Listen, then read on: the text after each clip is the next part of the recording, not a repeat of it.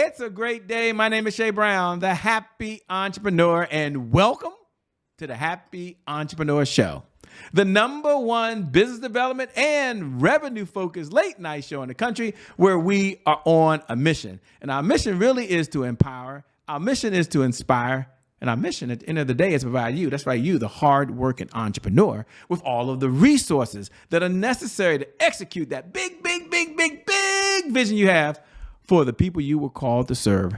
And on this episode, we have the one and only Dr. Willie Jolley, and we'll talk about his bio and how famous he is and all that stuff in a moment. But he's here to talk about rich is good, but wealthy is better. What's going on, Dr. Willie Jolley? How you doing?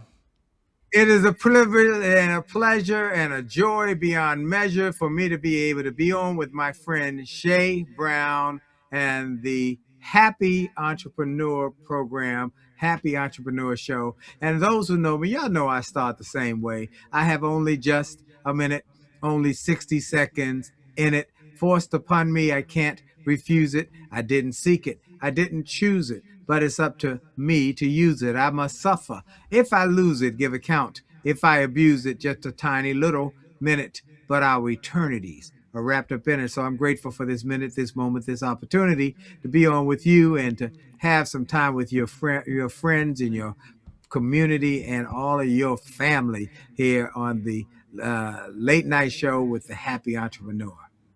Thank you so much. And before we get started, let me just address the elephant in the room if I can, because we're going to be talking about rich is good, but wealthy is better. And someone might be saying, Shay, I'm just curious. What is Dr. Willie Jolley's view on the world? Why are people struggling these days just to be financially free? They have AI. They go plug all the information in it. And AI says, here's exactly what to spend. Here's exactly what to do. They've got Instagram to get motivated. They've got TikTok to give them everything they need. Yet why are people still struggling? Why are we even having this conversation these days? You know, that's a great question. That's a great problem that we see. People have all the information that is necessary, but they don't do it. They often are like the man who's standing in the middle of a beautiful stream dying of thirst because the resources are all around, but they don't take advantage of it. And that's one of the reasons why this book has come to me to be a tool to help people to grow their wealth. Now, let me give you some insight as to how I even got here. Most people know me for self-help, for attitude, for positive thinking, for a setback is a setup for a comeback. Why would I put out a wealth book? Well, I also have had the honor and privilege for 20 years. This is my 20th season to be the host of the Willie Jolley Wealthy Ways show on Sirius XM channel, now on channel 141. And it is now the #1 self-help show in America on Sirius XM. As a result of those 20 years of hosting a show, I've had the blessing to interview some of the greatest wealth creators of all time. People like Bill Marriott, David Rubenstein, Bob Johnson, Sheila Johnson, Ted Leonsis, Steve Case, one billionaire after another billionaire after another billionaire for over 20 years. And I just have been blessed. But about 5 years ago, that proverbial light bulb that we see in cartoons, bing, went off above my head. And I said, oh my goodness. I finally see the difference between being rich and being wealthy. Now, I'm an educated man, Shay. I got an earned doctorate, a master's degree, a BA. I've got education, but I never knew the difference, the profound difference between being rich and wealthy. So I thought, Shay, maybe I'm the only one who didn't get the memo. Maybe I'm the outlier. Everybody else got it, and I just missed the boat. So what I did is I went around the country giving my speeches to corporations and to conventions and to churches. I would ask people, let me ask you a question, folks. What is rich to you? And the #1 answer, there was a quick answer, $1 million. You got $1 million, you're rich. Okay. Well, if rich is $1 million, then what is wealthy. They'll stop, they'll look, they'll think, they'll ponder, they'll look up in the air, they'll say, I guess it's 5 million, 10 million, a billion. So I realized then that they didn't know either. So then I went back to those billionaires I'd interviewed and I called them and I said, let me ask you a question. I've got a theory here and I want to see if I'm on track. And I told them my theory, and one after another said, you're absolutely right. You're absolutely right. And here's the problem. Most people don't know what it is. They don't know what wealthy is. They think they know, but they don't know. And you, Willie, you have radio and television. You write books. You need to write a book and you need to make it clear so everybody can get this profound difference and stop being unaware. So then they could be, like you said, they could be, with all the AI and all, they can take advantage of this information. And so that's why I did for the last couple of years, been doing the work to do the research and do the interviews and get this book finished. And this book is profound. This book, Shay, did not come from me, it came through me. Mm. And this is the result of what I've been taught. I'm going to teach people what I've been taught by billionaires for 20 years and what they can use to transform their lives. That begs the question. Great opening, but what's the daily habit that you feel that wealthy people do that rich people don't do? So if you say, Shay, here's one daily habit, but someone is watching and all the interviews I had, here's one habit that wealthy people do on a consistent basis. What's this one idea? And I know it's an unfair question, but I'm just curious No, before no, we do a deep no. dive in the I, book.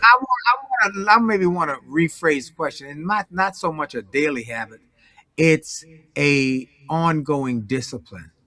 It's an ongoing. Mm. It's ongoing that rich people have discipline. They develop discipline. I mean, wealthy people develop discipline. Rich people might not have. And the other thing is this: you can get rich on accident. You can get rich on accident. You could go to the pro basketball, college basketball team in your city. You can go to their game, and when you walk in, someone will come up to you and say, hey, you're the 1 millionth customer to walk through the door. Today you get the opportunity to shoot the half court shot to help you get $1 million. If you hit the shot, you get $1 million. And that person, oh really? Okay, great. And at halftime they give you the ball, and you close your eyes and you just throw it up in the air, and it swoosh, and you become a millionaire. You can get rich on accident, but wealth must be thoughtful, because wealth starts in your mind. And so it's not just a daily routine, it's a discipline, and it's a different mindset. And that's what really taught me what I've learned most of all about the mindset. This book is not a book about you should put your money here, you should put your money there. No, no, no, no. It's a mindset development, a principle based book of what you must do in terms of principles, in terms of mindset, and in terms of ongoing disciplines. And so I'm very grateful. Look, I said most people don't know what it is. Uh, if I gave you a ball, Shay, told you to hit a wall close to you, there's a wall right next to me. Could you hit it? Of course you Yes, could. sir. Now, I gave you that same ball and said, I want you to hit the wall again. Oh, before you do, though, I'm going to put a blindfold over your eyes, turn you around and turn you around till you don't know which direction you're facing. Would it still be as easy to hit that same wall? No, because you can't hit what you can't see, and you can't hit what you don't know. If you don't know what it is, how will you hit it? So that's the first group of people who this book is for, is to help people to understand the difference between rich and wealthy. Let me give you a story. I was in Cleveland, Ohio about a month ago, speaking for a couple events. Friday night I did an event with super lawyer Ben Crump, and then Saturday I had off. Sunday I was doing a big church. And so Saturday my client took me to a fancy restaurant. And while we were there, one of the star players from the Cleveland Browns football team was walking by with his entourage. And my client knew the young man and said, hey, come over. I want you to meet Dr. Jolley. So he comes over with his entourage, his fur coat, jewelry around his neck.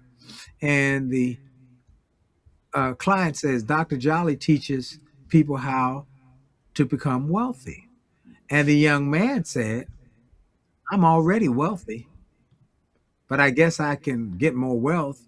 So give me your card. Gave him my card, and he left with the entourage. And I said to my client, I don't know that young man's finances, but I can bet you dimes the dollar that he thinks he's wealthy, but he's really rich. The owner is wealthy. See, that young man got a contract to play football that paid him millions of dollars. And he ran the ball, he caught the ball, he was tackled by the opposing players, he went to spring training, he sweat, he ran up and down the field. And when he left the game, after the game, he left the arena, he hopefully has a net worth of at least $1 million or a couple $1,000,000. The owner never left his owner's box. He never ran up and down the field. He never sweat. He sipped his favorite beverage and ate his favorite food. And when he left the game that day, he had a net worth of $1 billion.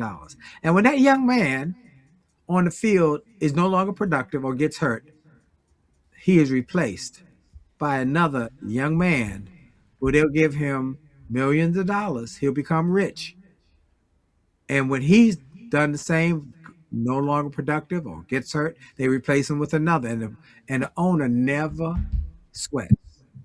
He just keeps being wealthy. Rich is good. I want these young men and young women who play sports and are entertainers to become rich. That's good, but don't stop there. There's another level, and it's wealth. And you got to know the difference between rich and wealth to hit there. So that's the first group this book is for. People who want to be wealthy, don't know how to get there. Second group, where we're getting the biggest number of sales for this book, are all the people who have worked hard all their lives, who've sacrificed, struggled, saved, scrimped to create a nest egg, but they're concerned that their children will not be able to maintain it. As one man said to me after he had read the book, he said, Dr. Jolley, my greatest fear is my children will not treat my money like I treated it. And they'll go through in months what it took me decades and decades and decades to build. I want 10 of your books for my children and grandchildren. And I've decided that before I put them in my will, they must read this book. Wow. That is powerful. As you're speaking, I love the whole mindset concept. I mean, I'm there.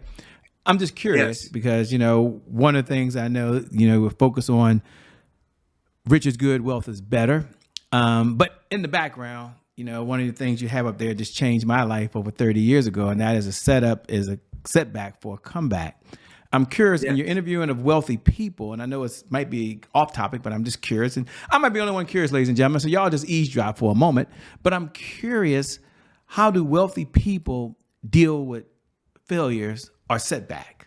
How do they deal with that differently? Or maybe their life is perfect. I don't know. Maybe they don't have any problems because they got all the money. But I'm curious, when things don't go their way and they have a setback, what's the mindset of wealthy people, and what do they do that might be different than folks who have a setback that are rich or doing well? I'm just curious. Oh, man, that's a great question. And it's a profound question because almost every billionaire I interviewed, almost everyone had a wilderness experience before they became billionaires. None of them I interviewed started as billionaires. Most started with nothing. David Stewart is a great example. David Stewart is the wealthiest black man in America. Most people don't even know him. He's the founder of Worldwide Technologies, a private company, $15 billion annually.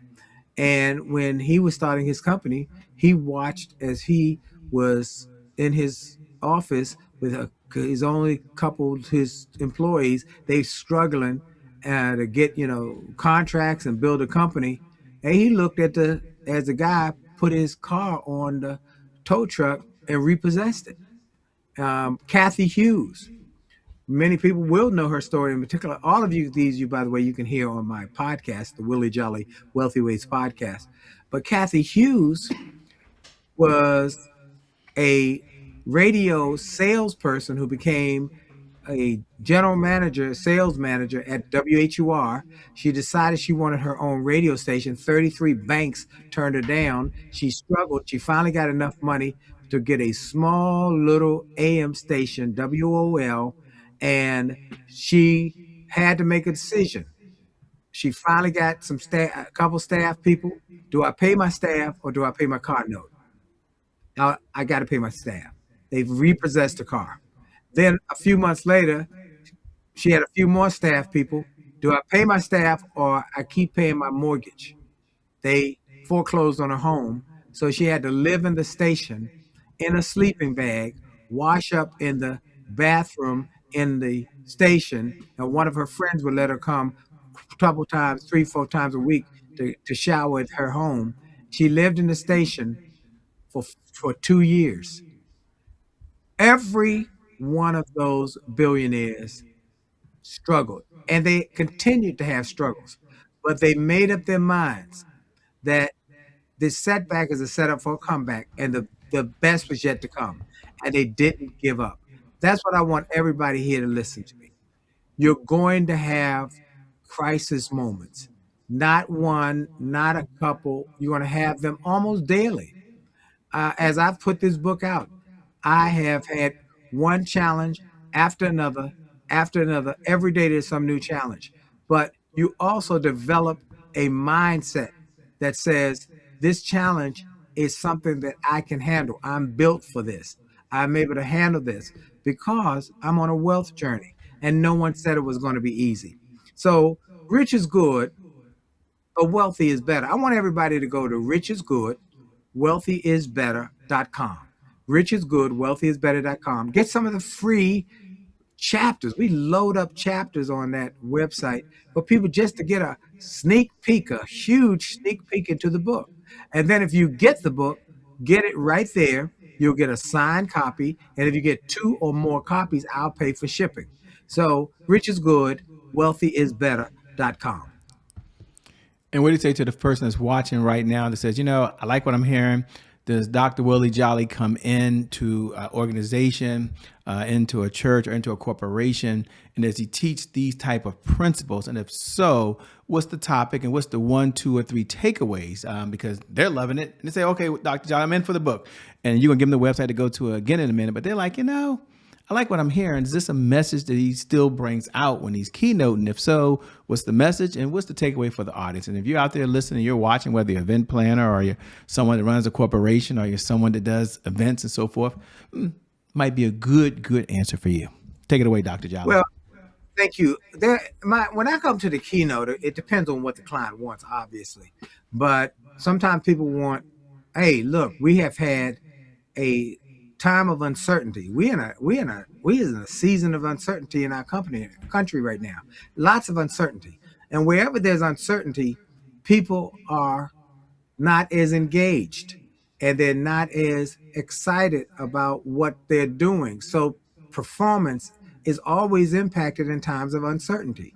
That means productivity is impacted, which ultimately means that profits are impacted. And so many times people say, I want you to come and talk about how to turn the setbacks and the situations we're dealing with in our country, how to turn those setbacks into comebacks. We want you to tell us what you told Ford Motor Company when they were on the brink of bankruptcy and they were on their way out in 2006. And you went in and worked with them in 2006, 2007, 2008. And in 2009, they were the only one of the 3 big automakers be able to reject a government bailout and go from losing $1 million a month to making $1 billion a month. And how the Detroit Free Press wrote about Ford's amazing comeback and said their secret weapon was a speaker named Willie Jolley. We want to know what you told them that helped them to turn their business around. So we can talk about a setback, setup, or comeback, or we can talk about an attitude of excellence, where I was able to tell people that excellence and attitude are two qualities that every great organization has. Attitude is something that everybody wants their people to have, but some people have aptitude but no positive, powerful attitude. I help instill that. And then excellence, a desire where you're not got a mindset, you don't have a mindset of this is good enough. No good enough. No such thing. I'm going to keep getting better. Good, better, best. Never let it rest till good is better is best, and then you repeat the process. So some people want that. But now people are calling saying, I want this about wealth because I want my company, I want my people to be motivated to grow their wealth. And I want them to understand the difference between being rich and being wealthy. And I also want them to understand how they can get wealthy and take advantage of all the opportunities that are available to them.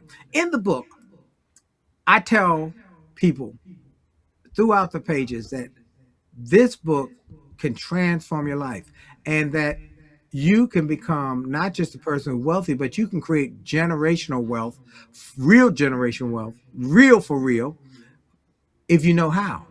I tell the story about the president of the Dale Carnegie Institute, who I interviewed on my XM show. And I asked him, everybody knows Dale Carnegie wrote the book, How to Win Friends and Influence People. Correct. And started Dale Carnegie Institute that teaches people communication skills and leadership skills. Correct. I said, well, now what's your business model? He said, we have a franchise model. I said, how many franchises? He says, thousands around the world. I said, okay. And then what's the franchise fee? He told me the fee. I said, wow, that much money by that many franchises, that's millions and millions of dollars coming into your office every year. I said, where can I buy some stock?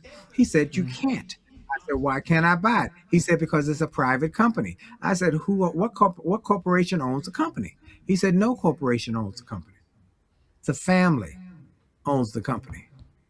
And then I asked a big question. I said, how long have they owned it? 110 years. For 110 years, every year, money comes into that corporation and that company because of something Dale Carnegie did over 100 years ago. That is what we want to teach people to do. And that's what companies are now saying. We want you to come and teach our people how to think differently, what you've learned, and what they can do to grow their wealth, not just for themselves, but for their children, their grandchildren, their great-grandchildren. Because we want them to be successful, and we want to help them to grow. And then one more thing. People will say, well, you know what? I want to be wealthy, but I can't own a football team or a basketball team.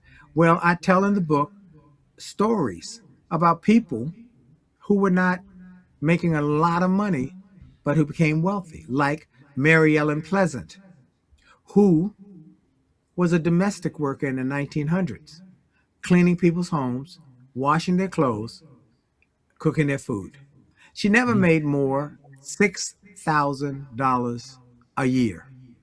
But when she died, she had a net worth of $2.7 million. Or how about the guy who worked for UPS, driving a truck, but he took full advantage of the 401k.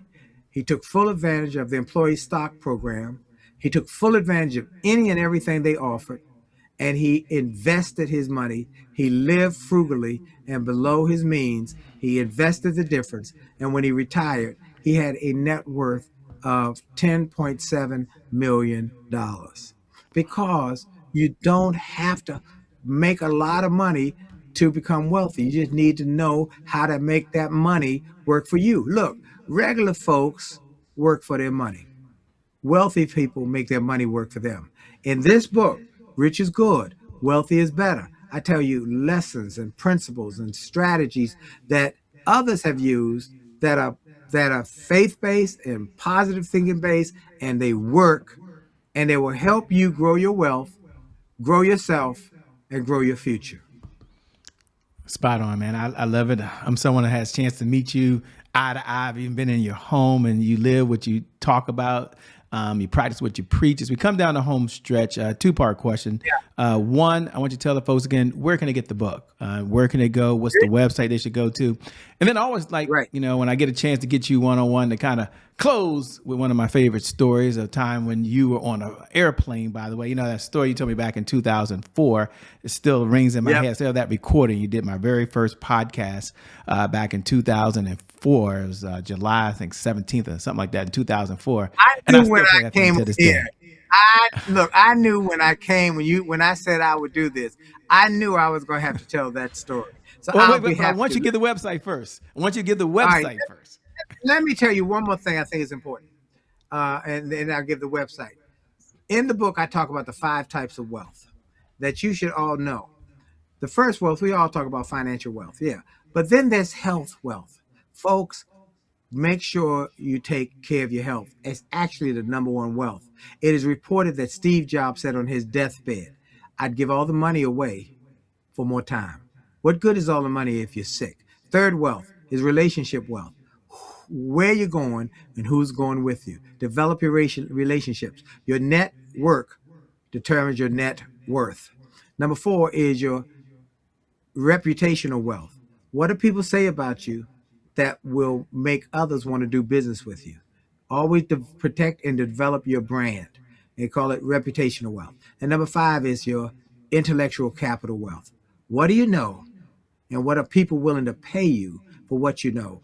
And I tell people, use what you know to make more dough. So you can get me at winwithwillie.com. Winwithwillie.com. If you want me to come speak, you want to get in touch with me, we got all our sites at winwithwillie.com. To get the book, you can go to Rich is Good, Wealthy is Better.com. Rich is Good, Wealthy is Better.com. You get an autographed copy when you order it from there. And if you get 2 or more, then I will pay for shipping. And finally, let me tell you the story. When I was a new speaker, I had no books, no tapes, no television, no radio, no credentials to be a speaker. I was struggling to keep the lights on, struggling to keep the phones on. I was struggling. I'd make sales calls and people say, who are you? I never heard of you, and hang up in my face. I'd get discouraged and not make any more calls that day. Well, one day after I got my dander up, a few days later, I made my calls, and the first guy I talked to said, I like your energy. I'm having a meeting, and I need a speaker. It's going to be in Orlando, Florida, and it's going to be in such and such a date. Are you available? Yes. Yeah. Here's the fee. Did that work? Yeah. It was more than I even usually charge. I would have taken anything. And he said, I'm going to send you a round trip ticket. Come to Florida and do a good job. I went to Florida. I gave the speech. They gave me a standing ovation. Then they gave me my check. I was ecstatic. I put the check in my pocket, finished meeting and greeting people, went on to the airport feeling good, got on that flight feeling good, plane takes off, I'm feeling good. I pull out that check a second time. But when I looked at the check the second time, I got depressed because I realized that money was already allocated. I owed the water company, the rent, everybody, electric. I owed everybody. And I started having a pity party with myself right there in B22. An older gentleman must have sensed I was struggling.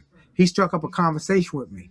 And he said, young man, he was across the aisle. He said, and we talked, and he told me he was a minister. He lectured every day in a different city about health and wealth. I said, you fly every day? He said, yes. I said, you speak every day? He said, yes. We spoke for a few more minutes, then he asked me a question that changed the trajectory of my life. He said, young man, how old do you think I am? I said, sir, I think you're about 60. He smiled. He took off his glasses. He looked me dead in the eye. He said, young man, I'm 88 years old. I'm 88, and my best is yet to come. And in that moment, everything shifted in my head. If an 88-year-old man could have the optimism to believe that his best days were in front of him and not behind him, what did I have to whine and cry and complain about? And I went home with a new attitude. And I got on that phone and started making sales calls. And people say no, I'd say next. They say, I'm not interested in you. You're not the right one. I thank you, sir. You're not the right one for me to come speak for. No problem. And I went on and I kept speaking and I kept trying and I kept getting rejected. But I didn't let it stop me because I knew my best was yet to come. Well, 30 years have gone by. I've been inducted in the Speaker Hall of Fame. I've been named one of the top 5 speakers in the world. I got best-selling books, television and radio. But I came here to say to everybody here today, without a question in my mind, your best is yet to come. Your best is yet to come. Your best is yet to come. Thank you, Shay Brown, with the Happy Entrepreneur Show. Thank you for having me. Everybody go to Rich is Good, wealthyisbetter.com, get some of the free chapters, and make this your best year yet. Thanks so much. God bless and keep doing God's work. And thank you all for tuning in. Thank you for inviting us into your home, whether you're watching live right now, or you're watching us on TV, hello, or we're on a podcast. We appreciate you. I never get tired of reminding you every night, 11 p.m. Eastern Standard Time, no matter what's going on in your life, whether you're doing really well, you're going to the next level of success, or you've been hit with the punch that you never saw coming. The one thing you know is what Dr. Willie Jolley just said. Your best is still yet to come. So you can go over and get the book right now. Where's the website? One more time, Dr. Jolley, we out of here. What's the website to go to?